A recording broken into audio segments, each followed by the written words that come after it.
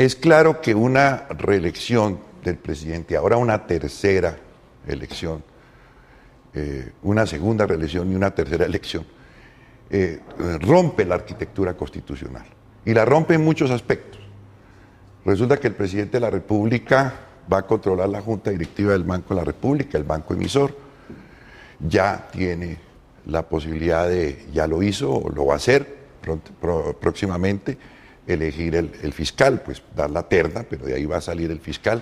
Ya controla el Consejo Superior de la Judicatura a través de los magistrados que han sido elegidos por el Congreso y que él ha postulado. De verdad que se ha producido una concentración tremenda del poder que rompe la estructura. ¿Qué es lo que quisimos en la Constitución del 91?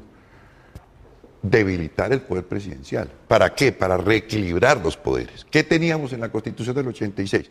Un presidencialismo excesivamente fuerte, excesivamente poderoso, un Congreso muy débil y una justicia prácticamente inexistente.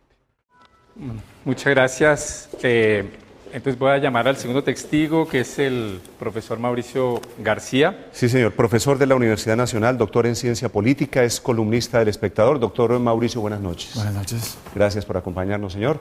Muchas gracias. Antes hago una precisión, digamos, la Constitución no dice por vicios de forma, dice por vicios de procedimiento, y la distinción es importante porque el procedimiento incluye la competencia y la forma. Entonces, cuando dice es que la Corte debe controlar solo por vicios de procedimiento, la Corte ha entendido con muy buen criterio desde la sentencia C551 del 2003 y de manera uniforme, sin ninguna variación jurisprudencial, que el análisis de los vicios de procedimiento incluye el análisis del presupuesto de la forma, que es la competencia. Entonces, no estableció la Constitución en ninguna parte que es exclusivamente por vicios de forma. Dicho eso, el tema que quisiera tocar con el profesor García son dos.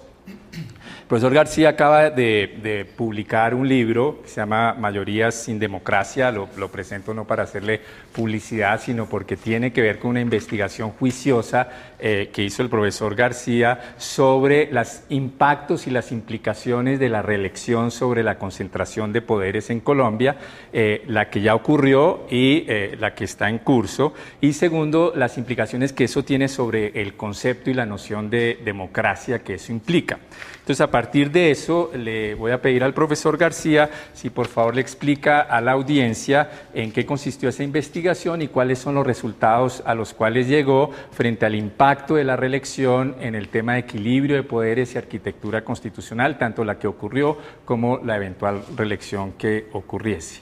Sí, sí fue una investigación en la que se intentó mostrar los efectos institucionales de la reelección. Lo que hicimos fue analizar lo que había sucedido a partir de la primera reelección con los organismos de control. Y lo que comprobamos fue que en el transcurso del segundo periodo del presidente Uribe, lo que hubo fue una enorme concentración de poder. Se rompió ese principio al que hacía alusión el doctor Álvaro Echeverry de pesos y contrapesos. Esa idea de que entre las ramas del poder público debe haber un equilibrio y debe haber un control recíproco. El presidente, con la segunda reelección, tuvo la oportunidad de nombrar en esas instituciones a personas claves de su círculo político. Lo segundo que quisiera decir es que esto no es un asunto menor. El tema de la competencia política entre las facciones políticas, el tema del equilibrio entre las ramas del poder público y el tema del recambio en el poder político son temas absolutamente fundamentales del constitucionalismo, no son temas accidentales, no son temas menores. Yo podría citar muchísimos autores que todos tenemos en mente, pero quisiera simplemente hacer alusión a lo dicho por Madison en El Federalista a finales del siglo XVIII. Es que parte esencial del sistema constitucional consiste en impedir que una facción política se apodere de todo el aparato institucional. Parte esencial de la democracia consiste en permitir que las distintas facciones tengan juego dentro de la institucionalidad. Y eso se acabó con la segunda reelección. Digamos, ya que cita a Madison, que fue uno de los grandes constituyentes norteamericanos, él distinguía lo que él llamaba tiranía mayoritaria, tiranía facciosa de democracia constitucional, y precisamente decía que el gran problema del constitucionalismo era darle suficiente poder a una persona y al Estado para que controle a los ciudadanos, pero luego controlar al propio gobernante para que éste no incurra en autoritarismos frente a los ciudadanos. En ese orden de ideas, la tesis que estaría sosteniendo es que la segunda reelección puede conducir, invocando al pueblo, a una tiranía mayoritaria. Por supuesto. Si se parte de la base, como creo yo, además partieron los constituyentes del 91, de que ese equilibrio, esa oposición al faccionalismo hace parte de la esencia de la Constitución, pues en el momento en el que eso se vulnera y se acaba, yo creo que empezamos a entrar en una situación en la que es muy dudosa, en la que sería muy dudoso hablar de una democracia plena en Colombia y en el que tendríamos una tal concentración de poder que podríamos, con buenas razones, empezar a hablar de un sistema autoritario. Muchas gracias. 3 preguntas. La primera, de clarificación histórica constitucional para los televidentes. Cuando Roosevelt fue elegido por tercera vez, ¿se modificó la Constitución para autorizar esa tercera reelección? No sé. No, claramente no. Es un caso muy distinto. No se está modificando la Constitución vigente para autorizar una nueva reelección de Roosevelt, sino que la Constitución norteamericana autorizaba reelección indefinida y eso se consideró tan perjudicial que luego se modificó la Constitución para restringirlo. Después de 4 periodos de Roosevelt. Después de 4 periodos de Roosevelt. Entonces es una situación muy distinta.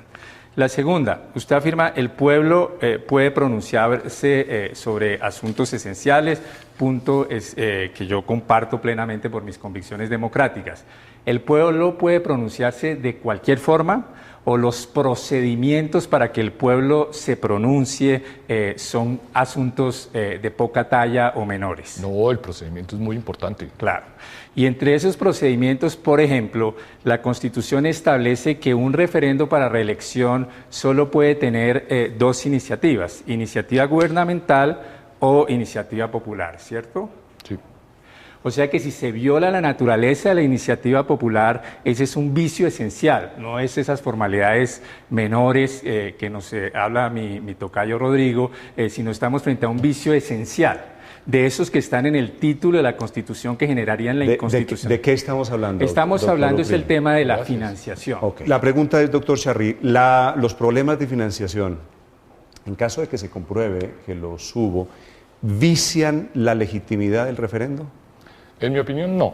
Y son irregularidades que se deben sanear. Sería tanto como pensar que si un político viola los topes, las leyes son inconstitucionales. Hay sanciones para quien viole los topes en sus campañas, por supuesto, pero no vician las decisiones, ni viciarían la decisión del pueblo. Es que aquí estamos simplemente en la convocatoria. Supongamos, esto no estoy diciendo que es exactamente lo que ocurrió en este caso, pero frente a esta hipótesis, para ver si esos vicios de superar financiamiento son menores y solo tienen que ver con responsabilidades individuales. Suponga usted que organizaciones criminales utilizan todo su dinero para recolectar firmas y las logran recolectar y entonces en esa medida someten a consideración esa iniciativa popular. ¿Eso sería un vicio menor y que solo generaría las responsabilidades criminales? No, es un vicio menor. Digamos que el argumento es sugestivo. Si se superan los topes de financiación, ¿eso no es un problema que afecta a la naturaleza de la iniciativa popular? No, no le afecta.